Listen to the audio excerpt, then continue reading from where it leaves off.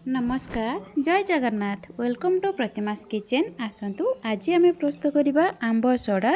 एबे कौन कि बहुत ही पाचिला आंब मिलूँ कहीं एबे तो आंब समय तो यही समय आम आसतु प्रस्तुत करवा आंब सड़ा और पाचिला आंबर यहाँ आम प्रस्तुत करवा आपड़ चाहिए यहाँ दुई प्रकार प्रस्तुत करें मु बतई प्रणाली आप प्रस्तुत करूँ देखिए यहीपरी परफेक्ट हम आपणकर आंब सड़ा मो भिडियो जब आपको भल लगे प्लीज़ लाइक शेयर करूँ मो चैनल जब नुआ कर प्लीज़ प्लीज़ सब्सक्राइब करूँ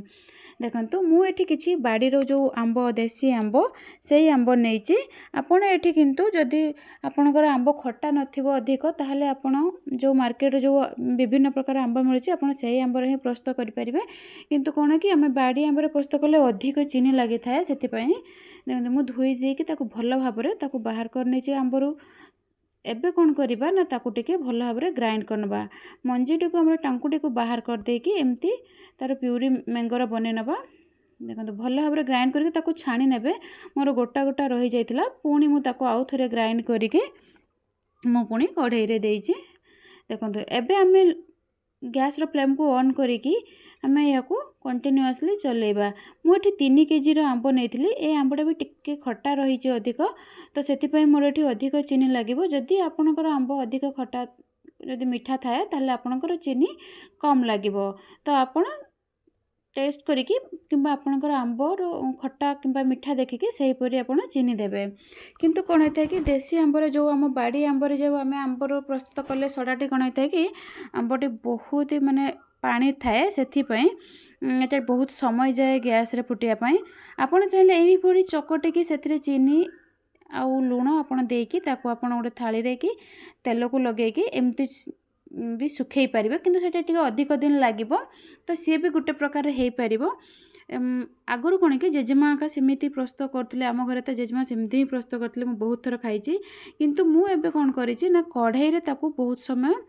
तार पानीटा को सुखापी मुझे चेष्टा करछि किछिटा कमीगला आमे ताको सुखेबा पुणी थाली रे कम समय जमी 2 दिन कि गोटे दिन रे जमती हो आमे ताको एमती फुटे था देखो फुटेला तार कलरटा केमती चेंज हो जाऊँ देखो मुझे 3 ରୁ 4 कप चीनी देती ताको कंटिन्यूअसली फुटी चली देखु एबे से टेस्ट अनुसार भी मुझे लुण भी देती आप मझे मझे चेक करेंगे देखो एमती गोटे तार जदि हो आसुव ताले जानवे आपणकर आंब सड़ाटी परफेक्ट हो सारी आप गैस रो फ्लेम को सही ऑफ करेंगे आसतु ता मझे आम कौन करवा ना थाली रे कि एमती मु बड़ बड़ किसी थाली नहीं तो से आम तेल कि घी को भल भाव में ग्रीस करदे घी लगे तार बास्नाटा बहुत ही भल आसता है से देखु एबे मुझे गोटे बड़ चामच माने लेंबू रस देदेबा जे फल लेंबू रस देले कौन होता है कि आमर जो सड़ाटा सॉफ्ट रही है से लेंबू को दे सारा पुणी मु गैस रो फ्लेम को आउ थे किसी समय फुटियापाई छाड़देवी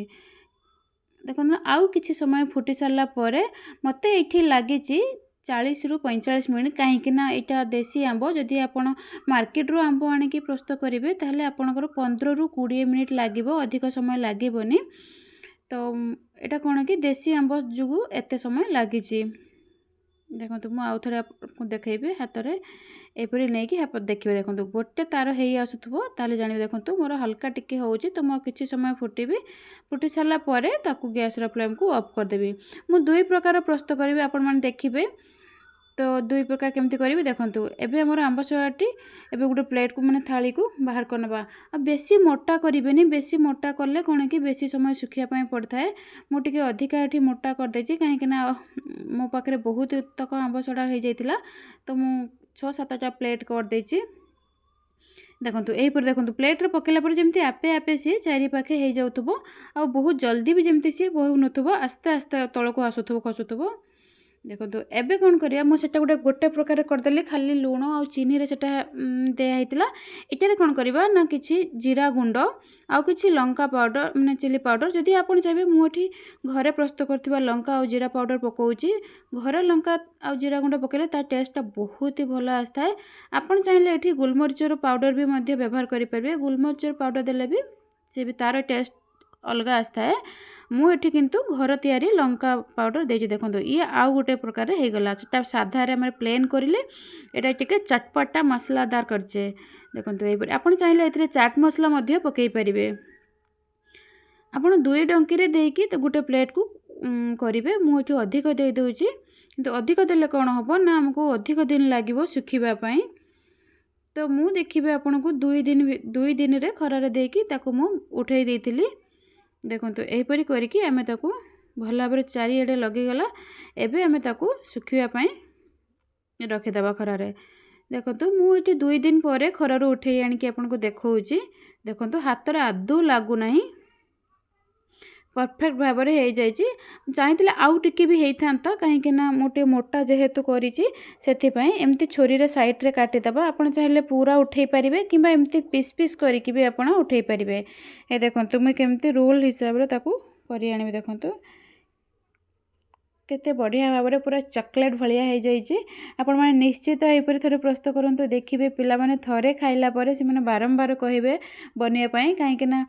आमे घरे मुझे थोड़े आग थर भी एमती प्रस्तुत करके आपको वीडियो देखी। तो ए वर्ष भी कौन है कि ए वर्ष भी मो पुओ कौन कहला कि मत बनई कि पुणी दिंतु मामा एमतीका चटपटा आम पापड़ मत बनई दियो। तो देखो एबे मु आउ थरे प्रस्तुत करछि। सतरे बहुत ही टेस्टी। आप निश्चित थरे या घरे प्रस्तुत करूँ। देखिए आप थरे प्रस्तुत कले बारंबार प्रस्तुत करेंगे। सतरे एत टेस्टी। आपको जब मो भिडटी भल लगे प्लीज लाइक शेयर करूँ। आपण सांग कि आपण फैमिली मेंबर सहित या निश्चित भाव में शेयर करूँ। आ छुट्टिया लाइक टे करूँ। देखो यहीपरी केते परफेक्ट है नु। मु सब तक आउ थे भी पुणी मसलादार से प्लेन ले काटी जोटा साधा आम तैयारी करते प्रस्तुत करते सहीटा को काटिली। एबे कौन करी जो मसलादार जोटा कि आम मसला देकी करते जीरा लंका मुझे काटिकी आपन को देखौचे। यहीपरि आपण मैंने निश्चित थरे प्रस्तुत करूँ। प्लीज प्लीज मो वीडियो को लाइक शेयर करूँ। मो चैनल जदि नुआ कर प्लीज प्लीज सब्सक्राइब करूँ। पाखरे थिबा बेल आइकन को प्रेस करले आपण मु प्रथमे जो वीडियो छाड़ी आपण पाखक नोटिफिकेशन प्रथमे जापर। तो आपण मैंने निश्चित वीडियो को बिना स्किप करके एमती फुल देखंतु। फुल देखिले आपण जानि परिबे हमर आंब सॉटा केमितिका प्रस्तुत हुए। Thank you for